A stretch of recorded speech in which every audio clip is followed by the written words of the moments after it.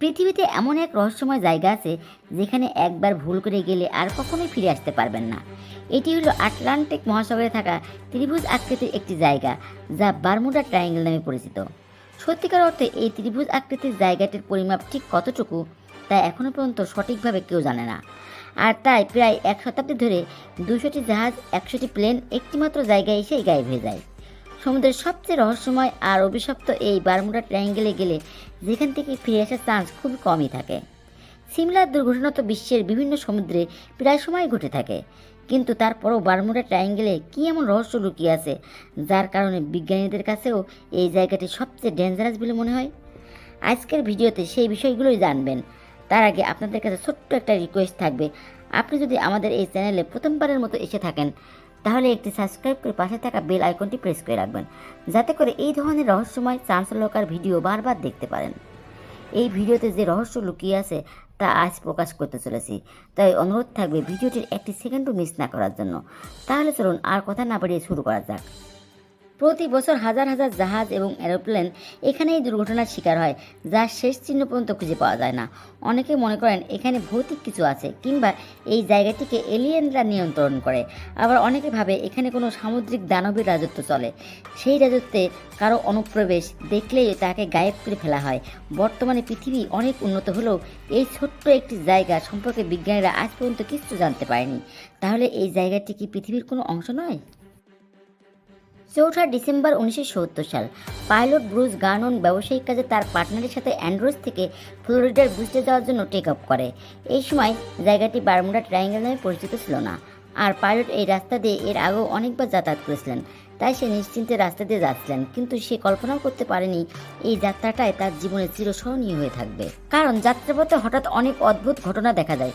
প্রচণ্ড ঝড় আর কালো মেঘে চারিদিকে ঢেকে যায়, তবে সে এই বিষয়টিকে একেবারে স্বাভাবিকভাবে এড়িয়ে যায়। এই পর্যায়ে তেমন কিছু না হলেও প্লেনটি যখন 11,500 ফুট উপরে উঠে যায় তখন আরও একবার প্রচণ্ড কালো মেঘে চারিদিকে ছেয়ে যায়। তবে এটা কোনো সাধারণ মেঘ ছিল না, এটা দেখতে অনেকটাই টানেলের মতো ছিল। হঠাৎ এমন ঘটনায় কী রিয়াকশন দেওয়া উচিত সে ঠিক বুঝতে পারছিল না। সে এই মেঘের ভিতর দিয়ে চলতে শুরু করে, আর সে যখন এই মেঘের ভিতর দিয়ে প্রবেশ করে তখন চারিদিকে কালো হয়ে যায়। এমন অদ্ভুত দৃশ্য সে এর আগে কখনো দেখেনি। এরপর হঠাৎ কালো মেঘের মাঝে বিদ্যুৎ চমকাতে থাকে, কিন্তু এই বিদ্যুৎ চমকানোর কোনো শব্দ ছিল না। এমনকি কোনো রকম বৃষ্টিপাত ছাড়াই এই মেঘ আর বিদ্যুৎ চমকাচ্ছিল। এছাড়াও এই বিদ্যুৎ চমকানোর লাইটিং সাধারণের তুলনায় অনেক অস্বাভাবিক ছিল, আর এগুলো জালের মতো তার প্লেনের চারিপাশে ছড়িয়ে পড়ছিল। এমন এক ভয়ানক জায়গাতে প্রায় 20 মিনিট পর্যন্ত প্লেনটি স্বাভাবিকভাবে চলতে থাকে, আর সে একটি পেঁচানো টানেলের মাঝ বরাবর ছিল। সে ভেবেছিল এইটা হয়তো কোনো গোলকধাঁধা, যার ভিতর থেকে সে আর কখনোই বের হতে পারবে না, কারণ এর ভিতর থেকে বের হওয়ার কোনো রাস্তা দেখা যাচ্ছিল না। এরই মধ্যে হঠাৎ একটি অদ্ভুত ঘটনা ঘটে। তার সামনে থেকে উজ্জ্বল আলো জ্বলতে থাকে। তখন সে ভাবতে থাকে হয়তো এখনই টানেলের সমাপ্তি হতে চলেছে, তাই সে সামনের দিকে এগিয়ে যায়। কিন্তু এই টানেলের শেষ অংশে পৌঁছানোর সাথে সাথে প্লেনটি যেন সংকুচিত হয়ে যাচ্ছিল, আর প্লেনের ভিতর অদ্ভুত অদ্ভুত ঘটনা ঘটছিল। প্লেনের ভিতরে থাকা কম্পাস বারবার ডিরেকশন পরিবর্তন করছিল। প্লেনের ইলেকট্রনিক যন্ত্রপাতি স্বয়ংক্রিয়ভাবে চালু হয়ে যাচ্ছিল। মনে হচ্ছিল এই প্লেনটিকে কোনো অলৌকিক শক্তি নিয়ন্ত্রণ করছে। আর এই সময় পাইলট তার প্লেনটিকে নিয়ন্ত্রণ করার অনেক চেষ্টা করছিল, কিন্তু সে কোনো কিছু নিয়ন্ত্রণ করতে পারছিল না। কোনো কিছু তার মতো চলছিল না, সব কিছু একা একাই চলছিল। আর তখনও এই প্লেনটি টানেলের ভিতরেই ছিল। আর এইভাবেই দুলতে দুলতে প্লেনটির শেষ অংশ থেকে হঠাৎ বেরিয়ে আসে। তবে এই 20 মিনিট তার সাথে যে রহস্যময় ঘটনা ঘটেছে তা স্বাভাবিকভাবে কখনোই ঘটা সম্ভব না। এখান থেকে বেরিয়ে সে যেন প্রাণ ফিরে পেয়েছে, আর প্লেনের সব যন্ত্রপাতি ঠিকঠাক কাজ করতে থাকে। 20 মিনিট সে ঠিক কোন জায়গায় ছিল সে সেটাও বুঝতে পারছিল না। তাই সে দ্রুত গ্রাউন্ড কন্ট্রোলারের সাথে যোগাযোগ করে, কিন্তু কন্ট্রোল রুম থেকে যখন রাডারে ব্রুসের প্লেনটির লোকেশন ট্র্যাক করে তখন তারা সেখানে কোনো প্লেনের সিগন্যালই দেখতে পায়নি। এর কিছুক্ষণ পর কন্ট্রোল রুম থেকে জানায় এই প্লেন ইতিমধ্যে তাদের এয়ার স্পেস অতিক্রম করে মায়ামির এয়ার স্পেসের দিকে চলে যাচ্ছে। কিন্তু এটা কিভাবে সম্ভব? কারণ তার এই যাত্রা প্রায় 400 কিলোমিটারের, আর এই যাত্রাটির জন্য সময় লাগার কথা ছিল 90 মিনিট, কিন্তু সে মাত্র 47 মিনিট যাত্রা করেছে।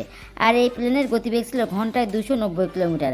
তাই এই প্লেনে করে মাত্র 47 মিনিটে 400 কিলোমিটার পাড়ি দেওয়া অসম্ভব। তাই সে মনে করে গ্রাউন্ড কন্ট্রোল থেকে হয়তো কোনো ভুল ইনফরমেশন দিচ্ছে। কিন্তু কিছুক্ষণের মধ্যেই তার এই ভুল ভেঙে যায়, কারণ তাদের ইনফরমেশন একেবারে সঠিক ছিল। তার সামনে ছিল মায়ামির এয়ারপোর্ট, আর যখন এয়ারপোর্টে ল্যান্ড করে ফুয়েল চেক করে তখন সে নিজের চোখকে বিশ্বাস করতে পারছিল না। কারণ 400 কিলোমিটার যাত্রা যত ফুয়েল খরচ হওয়ার কথা তার অর্ধেকও খরচ হয়নি। মানে প্লেনটি মাত্র 200 কিলোমিটার যাত্রা করেছে, অথচ এই রাস্তাটি 400 কিলোমিটারের। তাই সে মাত্র 200 কিলোমিটার পাড়ি দিয়ে কিভাবে এখানে পৌঁছালো? এই রহস্যের সমাধানের জন্য তিনি অনেক বিশেষজ্ঞদের সাথে কথা বলছিলেন, কিন্তু কেউ তাকে সঠিক উত্তর দিতে পারেনি। উল্টে তারা ব্রুসের দোষ খুঁজতে থাকে। আজ পর্যন্ত এই বারমুডা ট্রায়াঙ্গেলে অনেক প্লেন আর জাহাজ গায়েব হয়ে গেছে, শুধুমাত্র কয়েকটা ধ্বংসাবশেষ ছাড়া বাকি কোনো কিছু চিহ্ন পর্যন্ত পাওয়া যায়নি, এমনকি মৃতদেহ পর্যন্ত খুঁজে পাওয়া যায়নি। তাই এই রহস্যময় জায়গাটি নিয়ে এই পর্যন্ত অনেক থিওরি লেখা হয়েছে। অনেকের মতে এখানে সামুদ্রিক দানবের বসবাস, যারা এই জায়গাটিকে নিয়ন্ত্রণ করে। কিন্তু এই সব কিছুই মানুষের ধারণা মাত্র। নিশ্চিতভাবে এখনও পর্যন্ত কেউই কিছু বলতে পারছে না। তাই এই জায়গাটি নিয়ে মানুষের আকর্ষণের শেষ নেই। ব্রুসের এই ঘটনাটি নিয়ে একটি থিওরি লেখা হয়, যেখানে বলা হয় এই প্লেনের পিছনে ডার্ক এনার্জির হাত রয়েছে।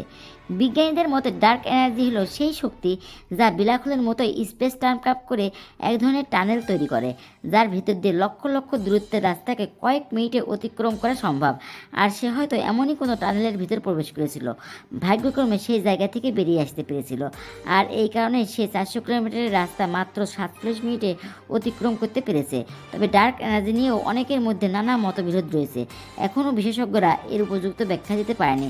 তবে ব্রুস একমাত্র ব্যক্তি যিনি বারমুডা ট্রায়াঙ্গেল থেকে ফিরে আসতে পেরেছে, কিন্তু ফিরে আসার এই ঘটনা এখনও রহস্য হয়ে আছে। আমরা ম্যাপে যে বারমুডা ট্রায়াঙ্গেলকে পিন পয়েন্ট করি, এই বাউন্ডারিটা কেবল অনুমানের উপর ভিত্তি করেই। ওয়ার্ল্ড ম্যাপে কেউই এর এক্স্যাক্ট লোকেশনকে সহমত পোষণ করেনি। মনে করা হয় এই এরিয়াটি প্রায় 1.3 মিলিয়ন স্কোয়ার কিলোমিটার অথবা 5 লক্ষ স্কোয়ার মাইলের মধ্যে পড়ে। মানে এই জায়গাটি দুটো জাপানের সমান বড়। 1964 সালে আর্গোজি ম্যাগাজিনে আমেরিকার লেখক ভিনসেন্ট এইচ গ্যাডিস সর্বপ্রথম ত্রিভুজ আকারের শেপ দিয়ে এই জায়গাটিকে বারমুডা ট্রায়াঙ্গেল নামে উল্লেখ করেন।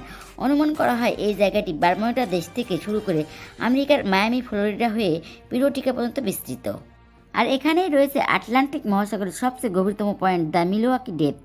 আর এই গভীরতম জায়গায় জাহাজগুলি হারিয়ে যাওয়ার কারণে খুঁজে পাওয়া যায়নি, বরং যে জাহাজগুলি এখানে এসে হারিয়ে গেছে তারা এমনকি একটি চিহ্ন রেখে যায়নি। আর গবেষকরা যেসব পরিত্যক্ত জাহাজকে এখান থেকে সন্ধান পেয়েছে, এগুলো হারিয়ে যাওয়ার পেছনে কোনো কারণ নেই, কোনো লজিক নেই। যেমন 5ই ডিসেম্বর 1872 সালে ব্রিটিশ শিপ ডিলগ্রেসিয়া অ্যাজোরেস উপকূল থেকে 400 মাইল দূরে যাত্রা করেছিল, কিন্তু যাত্রা মাঝে ডেভিড মুরহাউস আর তার ক্রু মেম্বাররা দূর থেকে একটি জাহাজ দেখতে পায়। কাছে যেতেই দেখে ম্যারি সেলেস্টার নামক জাহাজ। আর এটা হলো সেই জাহাজ যেখানে এক সপ্তাহ আগে নিউ ইয়র্ক থেকে জেনোয়া নিয়ে যাচ্ছিল তারই বন্ধু বেঞ্জামিন ব্রিগস। এই জাহাজটির পথে বারমুডা ট্রায়াঙ্গেলের রুট ছিল। ক্যাপ্টেন মুর যখন জাহাজটিকে সিগন্যাল পাঠায়, ম্যারি সেলেস্টা থেকে কোনো উত্তর পায়নি।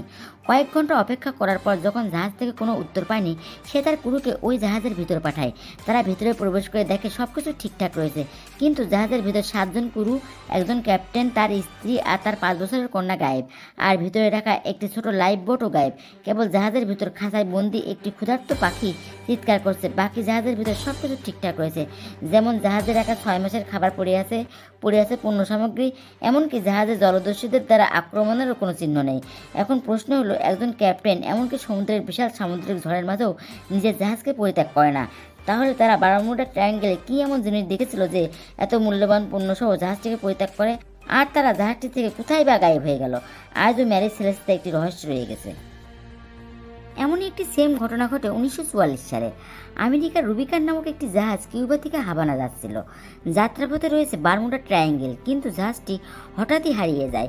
প্রায় 1 মাস সার্চ করার পর ইউএস নেভির ফ্লোরিডার কাছে জাহাজটি দেখতে পায়, যেটি বারমুডা ট্রায়াঙ্গেলের মধ্যেই পড়ে।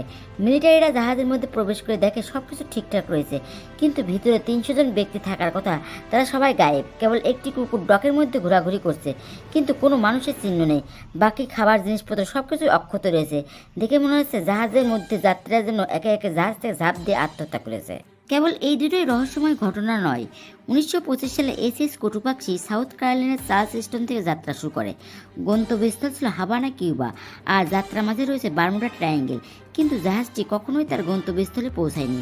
অথচ 1980 সালে এই জাহাজের ধ্বংসাবশেষ খুঁজে পাওয়া যায় গভীর মরুভূমির মাঝে, যা ছিল খুবই আশ্চর্যজনক ঘটনা।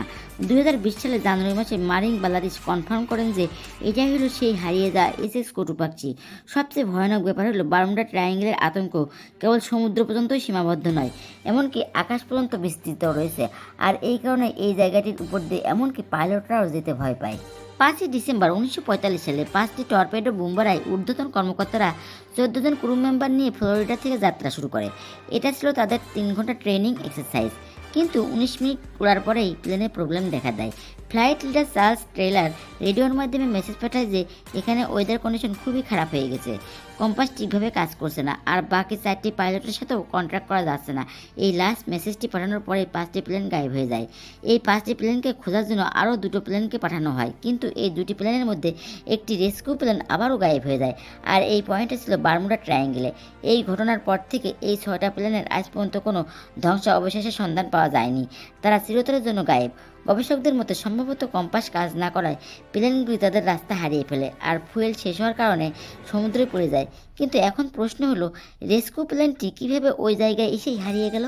এর উত্তর কারো কাছে ছিল না। এখানে দুর্ঘটনার শিকার এমন বেশিরভাগ জাহাজই পাওয়া গেছে যার মধ্যে কোনো যাত্রী নেই। তাহলে সেই জাহাজগুলির সাথে কী এমন ঘটেছিল?